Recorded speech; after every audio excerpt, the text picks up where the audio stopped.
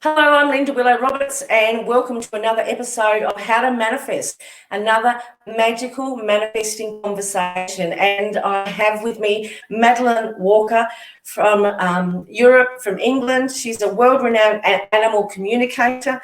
She's a horse and rider trauma consultant. She's a spiritual empowerment coach. She's a guardian of Gaia, Earthkeeper, Whales and Dragons Oracle cards. She's the author of Dolphins and Whales Forever, the Animal Whisperers Empowerment cards, and numerous CDs. She's an amazing woman. She's a psychic, a clairvoyant, an animal whisperer. She's an author and a creator of cards. Here she is. Madeleine, thank you very much for joining me.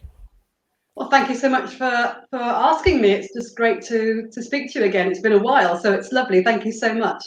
It is. I'm just so happy for you to be here, and I'm speaking to lots of spiritual leaders around the world in different genres, different modalities. And the first question I'm asking everybody is, did you have any challenges when you were younger that put you on your spiritual path?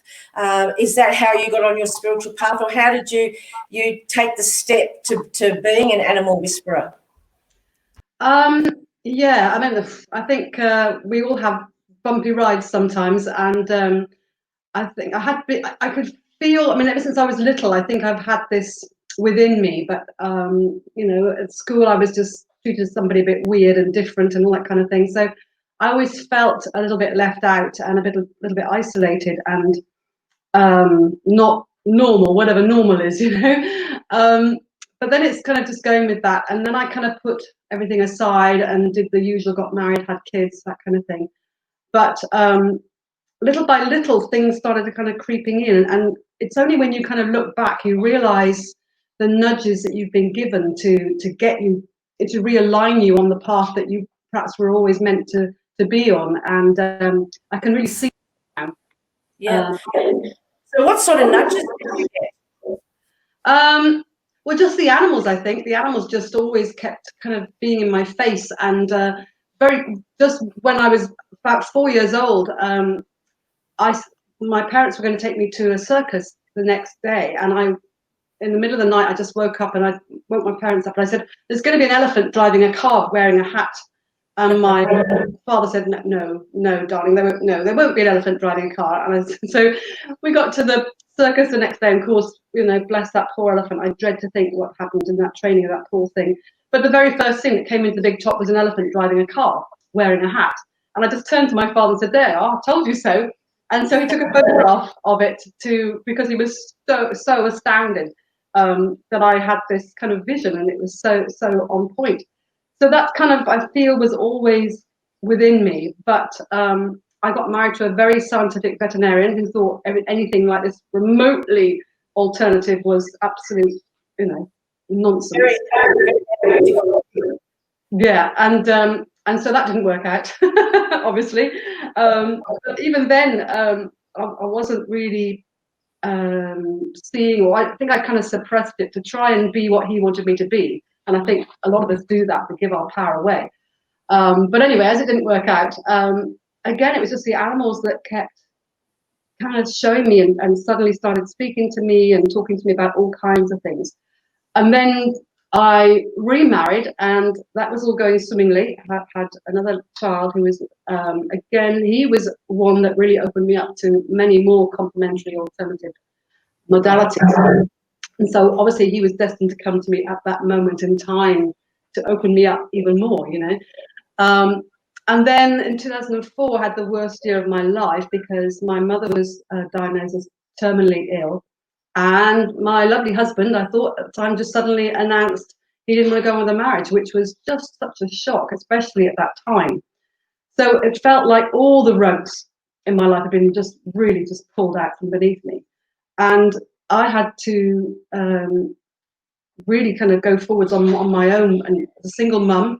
And the way that I managed to do that was to kind of think, well, I need to work, need to earn some money, need to pay my bills, was to kind of expand what I'd been, I suppose, sort of dabbling in, and really step out of my comfort zone and start to believe in myself.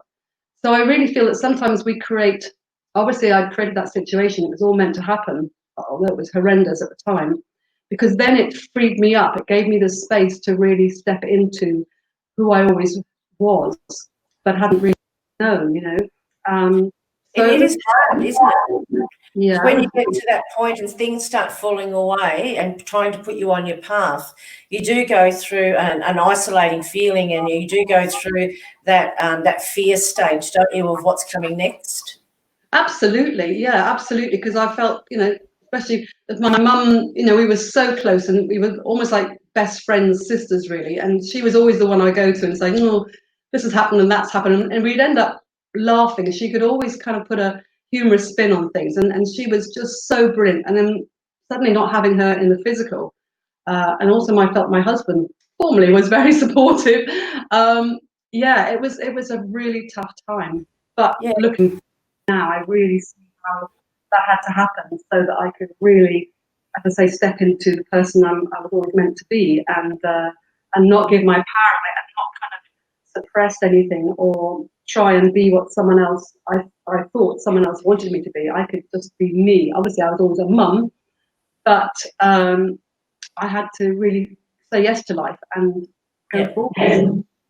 Yeah, I can relate to what you said about your mum, because when my mum passed, I'm the youngest of 7 children, and when she passed, it was like the umbilical cord was being pulled out of my stomach. It Yeah. was just ripped away, and it was the oddest feeling. And I wondered, because I was spiritual, and because I was the youngest, was that the last link that was coming away from me? And would I have felt that if I wasn't spiritual? But certainly, things that happen in our life put us on a path, and makes us who we are today, which is, I think that you're an amazing woman. And how did you get into being an animal whisperer and doing the things that you do with animals? Well, again, you know, when you asked me to talk about this, I was thinking, well, I have no idea, really. I have no idea how it happened, and I still think I'm still amazed at the opportunities that have come my way, because it's just unbelievable, and just financially, you know, because I never really thought I earned very much money, and I would say I was a single mum and had to run a home, but I think it's about really being aligned to what you're meant to do, and then somehow the money just arrives, you know. We Yeah, had a lady that came to do a workshop at my home, and she had these flyers for going to swim with humpback whales in the Dominican Republic, and the the price of the trip was about, I don't know, 3 or 4 thousand pounds, and I'm going, oh my god, how would I ever have enough money? I would so love to do that, but how on earth could I ever have enough money or justify spending that much money on going to swim with humpbacks, you know? yes, And that was, I think, about 2002. And in 2006, I went and swam with humpbacks off the Dominican Republic, and somehow, well, bless her, my mum passed, and she left me not a huge amount, but she called it an adventure fund. And she said to me, do whatever you want to do when you want to do it. Don't put it off. Don't put it off, you know, till tomorrow, because you never know what tomorrow will bring. So bless her heart, I just about had the money to go and do it. And then from then, it's about, because I could have said, oh, I better save that. I better save it for a rainy day. I better, you know, put it in a bank account. And I just thought, no, that's not what my mother wanted. She wanted me to fulfill my dreams, my life, you know. And so that was the beginning. And since then, I've kind of got through mum's money having adventures, but the opportunities and the money seems to have just kept flowing somehow when I needed it. You know, if I get a call to go, I don't know, go out and see lions or elephants or something, then somehow, you know, the money's there, and it's like I say, I'm still quite mystified in a way, you know. it's magical, that, isn't it? Yeah. I don't know how many people I've said to, and they said, how do you manifest? And I just say, I trust in spirit 100%. And they go, but don't you have to work for it? And I go, no, when you're on your path and you're Yeah. doing what it is that you're here to do, and you're in service of helping humanity, like you animals, things just turn up when they need to. And you Yeah. just have to trust that, but take the opportunity. Absolutely, and I think you said some key words there about being of service. You know, it's obviously always having an attitude of gratitude. That sounds a bit cliched now, but offering yourself to be of service as to whatever you feel that calling, you know, how is it going to benefit others? How is it going to benefit the earth and, you know, humankind, whatever?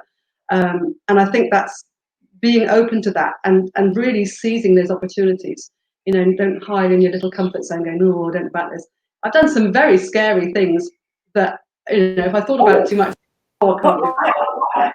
Well, you know, I got asked to go and speak at a conference in New Zealand, in Wellington, actually. And it was a very conventional kind of convention, if that makes sense. And I was the one that was going to talk about esoteric spiritual connections with people and their animals.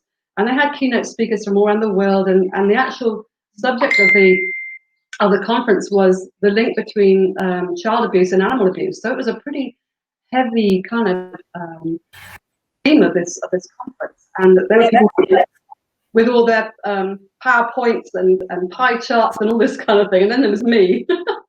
And I was talking about past lives with animals and how animals can reincarnate with us and how they heal us and teach us.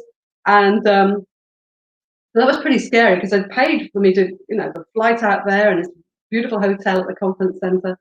And I just thought, I only had to speak for an hour. I thought, oh gosh, if I make a mess of it, you know, are they going to get their money back and it might just go horribly wrong. But it didn't. And the people I think that it resonated with really received the message. And even if it was only one or two people, then I felt I delivered what I was meant to do.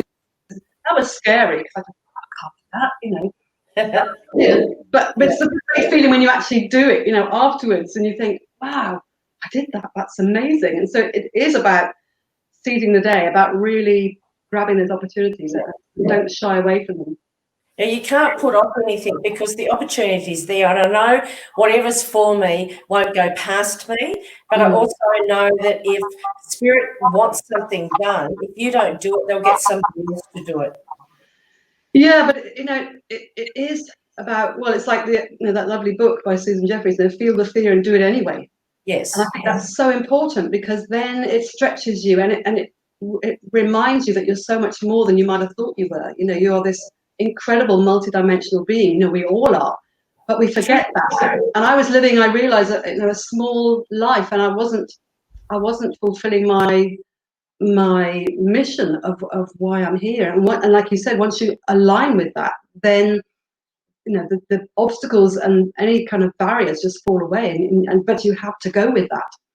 Yeah, you do, don't you? You have to just go, like, jump on, I call it the spiritual magic carpet ride, and they'll take you from synchronicity to synchronicity to synchronicity. So if you have somebody that's, because I would call what you do with horses and riders and trauma, like helping them manifest because they want the best outcome. So you can work with the horses, but how do you help the riders that have got trauma manifest and get their mind right? I think, well, to be honest, I'm not doing quite so much of that now, but I'm always working with the human carers of the animals, because the animals, the biggest message at the moment is from the animals is for humans to really wake up to their sovereignty, to their I am presence. And so the animals are the ones that usually orchestrate this. I mean, the horses are just the most amazing teachers. And it's about really reminding people of their profound connection with their animal, whatever animal it might be, that they are so much more than just a horse or a dog or a cat or a guinea pig or a pet mouse. These are really important teachers in their lives. And I think once people start to realize that, especially with horses, they're such spiritual animals, that changes the whole kind of dynamic and the energy exchange between them. And they start to really listen to each other and respect each other and learn that actually they can take care of each other. And that really deepens the bond. And then it's not necessarily about, you know, competition or winning things or even sometimes even just riding. Sometimes they just get that feeling that they're to ride this or they just need to honor this person, have this connection. Yeah. So what are you working on at the moment? So what animals are you working with or you're striving for, and how have you manifested that? Well, you know, my kind of day-to-day work is normally with dogs and cats, and I do a lot of distance work now from photographs, which is great because I don't need to go bobbing around everywhere. And so my footprint is a little less. I'm not using so much, petrol driving around or everything, but I can do much more at a distance. And I love the hands-on, especially with horses, but I don't need to anymore. And I feel I can be just as effective and hopefully helpful from photographs. But I've been writing a lot and recording a lot of CDs, connecting with a lot of the wild animals that I've connected with in the physical. They are coming through a lot telepathically, which is wonderful. And I was supposed to be going to Borneo in September to volunteer to help the orangutans. That's been postponed now till next year. But I had the opportunity to go to the mountain gorillas in Rwanda and Uganda in November last year, and that was extraordinary. And the conversations I've had with the big silverback, he's been still coming in and communicating with me, and so it's all ongoing, Yeah. Can I ask what the silverback has been communicating? His main message was about humankind. Really interestingly, bearing in mind what's been happening globally right now, was for humankind to really stop being so goal-based and not giving themselves time to really appreciate every blade of grass, every leaf, every flower, to really honor the nature realms and the animal kingdoms, of course. And he was saying it was really time to stop and listen and just be and just honor all life on earth. And that was the main message. But he was saying, like, why are you always in such a rush? Why are you always kind of hacking your way through life to get to this goal that, I suppose it's the old cliche, it's not the destination, it's the journey. But it was more than that. He was saying about his family, about how important that was. But he was just almost not in despair of humankind, but really wanting us to wake up, to really wake up to who we are and to really honor ourselves, but most importantly, honor all life, And yeah, it was amazing. It was so powerful. And he was about 2 or 3 meters away from me, and I was just standing there very quietly and just listening to him. And I took a photograph of him with this really intense glare, with his amazing, amazing head, and I put it on a canvas, and I've got it hanging in my home, just so every time I walk past him, he's sort of going, looking at me like, "You're remembering, not forgetting, are you?" Just amazing. They're just beautiful, aren't they? And it's right, because everybody was striving to get somewhere else or do something. And us spiritual people and spiritual creatures, we know that we need to stay in the space and be and in the moment. And that's when we get to see all the signs and the synchronicities, don't we? Absolutely, yeah. And as you said, at the beginning, it's about somehow trusting that all is well, that you will always be cared for. You will always have enough to, if what your dreams are in alignment, then if you're open to it, they will just unfold. And one of the things I did was I wrote all the things I really wanted to do, or be in service, all the things I felt called to do. And I wrote the list down, and then I just put it in a drawer and forgot about it. And when I moved house, I found the list, and I thought, oh my gosh, I've done everything, and I'd forgotten all about it, and also it's this or something even better. That leaves it open. Don't limit yourself, But I was absolutely astounded that even the things I wrote down thinking, that's never going to happen, I'm never going to manage that, I had. And it's, it's quite amazing when you put it out there and like you said, say yes to life. The opportunities suddenly just kind of roll in, and it's magical. It really is. Are you doing any work with whales? Say again, sorry? Are you doing any more work with whales at the moment? Yeah, in sessions, the whales come in. I'm doing a lot more work with humans now. Again, always guided by their animals. And the whales and dolphins can come in when it's appropriate. Sometimes elephants come in and help. And it's just whatever happens in the moment. But of course, a lot of my books that I've written, there's a lot of messages from the whales to help us in those books. And obviously there's the whale and dragon cards, so there's lots of messages from a lot of the whales that I've actually physically met. I've kind of recorded all their messages in the little accompanying booklet and obviously the card.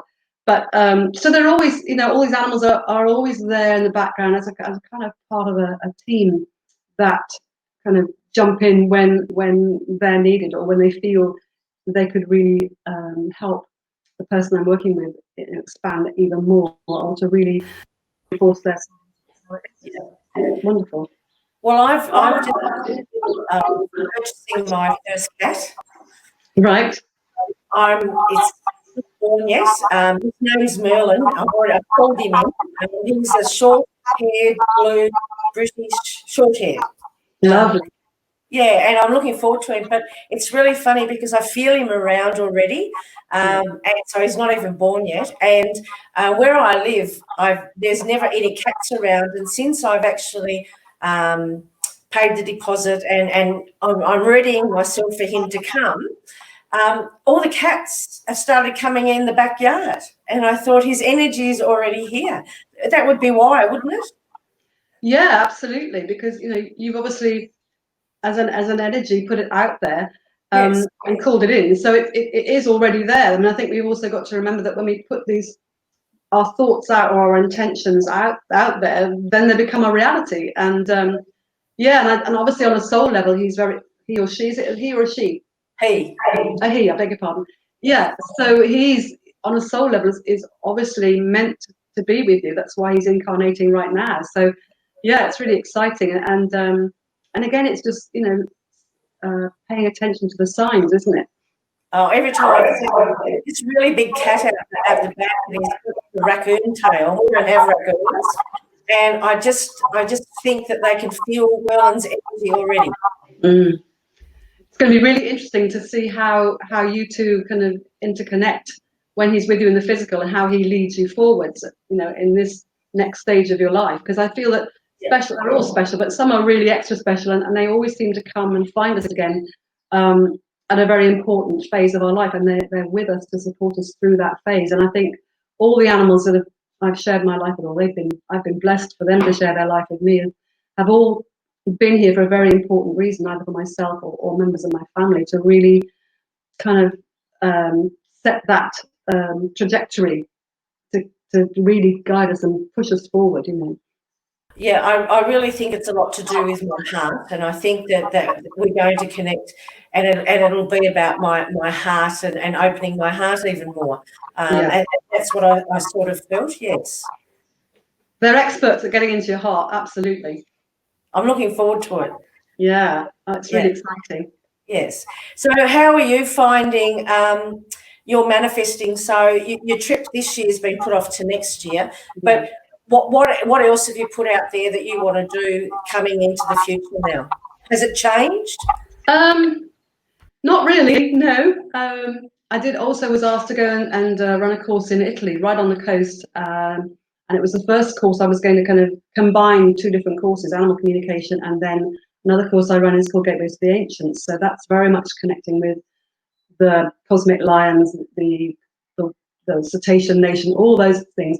And there were lots of dolphins on the course, so I was going to take the participants, to do a lot of animal communication and working with all kinds of, outer planetary beings, all kinds of crazy, lovely stuff, and then take them out on boats to meet the dolphins there. And I was so looking forward to that. And of course, that was this month, and so it hasn't happened. So I'm hoping it's all going to come in again next year, because that felt just sort of beautiful to do and to offer that. Yeah. So I'm also hoping to do a trip to Mongolia with the Mongolian shamans next summer. Not obviously next summer. So that's on the cards as well. So again, I also feel that if I'm meant to do that, then it will happen. The money will be there, and but it's always about what can I learn, either from indigenous peoples or sacred sites or beautiful wild species. What can I learn from them so I can share it, and then hopefully that'll benefit others. Yes, I went to October, November. I went to Denmark, Iceland, Norway, and Sweden. And the Icelandic horses and oh my God, I met this horse that I just fell in love with. And every time I went to walk away, it made this noise.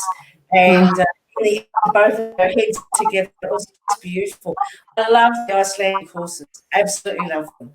Oh, they're stunning. I was in Norway in January. I went to connect with the orca there and the Sami people and the reindeer. I've got a big connection to reindeer. And being in Norway was mind blowing. A lot of dragon work there as well, and it was stunning. It was a fabulous group, mostly Swedish people, and it was just fantastic. But interestingly, I didn't really write anything down at all message-wise, and I thought, oh, am I getting this wrong? But I felt it was all about frequencies. It's about really now, because I do a lot more sound healing now, and I feel that this is another kind of new tangent of my work is to sort of share sound and frequency rather than necessarily the written word or the spoken word.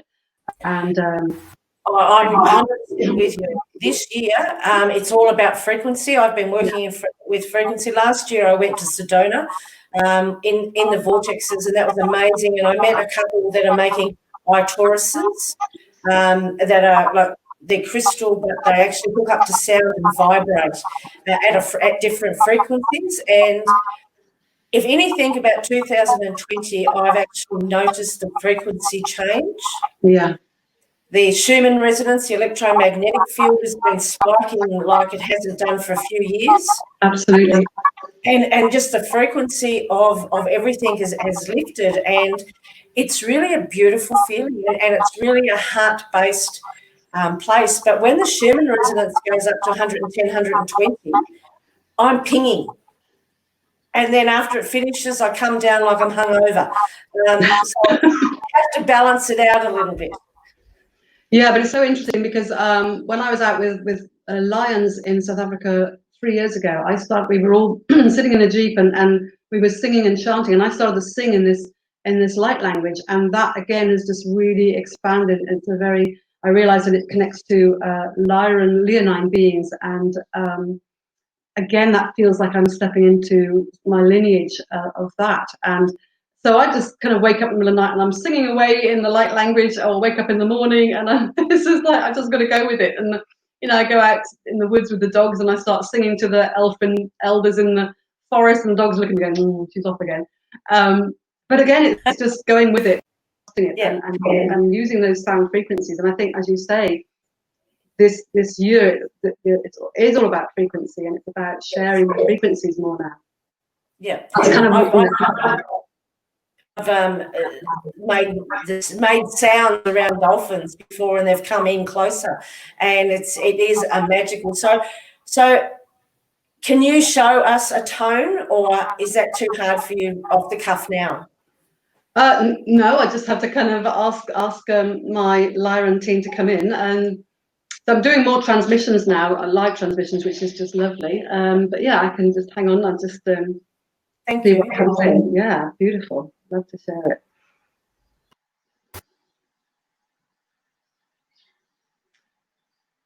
Rona mayo nayo.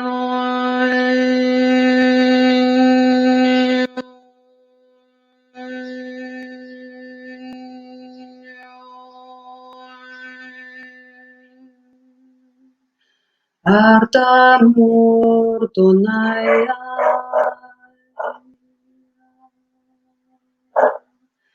And the dogs are singing as well. I noticed that, I had, that was absolutely beautiful. Thank you. I could feel the vibration, and the internet went a bit funny, and I thought, oh, bugger it, because I could actually feel the vibration coming from you. And you know what it reminded me of, and especially when your dog barked, I actually went to and had a sound healing in Sedona, and he had 7 wolf hybrids there. And as soon as the sound healing stopped, they all started howling, and that's what it just reminded me of that. That was beautiful. Thank you, Madeleine. Oh, you're so welcome. Thank you so much. As I say, I can't really stop now, so I've just got to go with it. Well, we've come to the end. Thank you very much for joining me. Thank you for sharing with me your journey, how you manifest, and the ongoing work that you do with the animals of the world. I thank you very much. Thank you, Madeleine. Well, thank you. Just very quickly, one of the things I was taught to ask myself was, what would someone who really loved themselves do? If you've got a dilemma, you think, oh, should I do that? Should I not do that? Is it going to happen? If you ask yourself, what would someone who really loved themselves do? Then suddenly you get the answer. Suddenly things start to unfold. So maybe I can leave you with that. That's a lovely tip.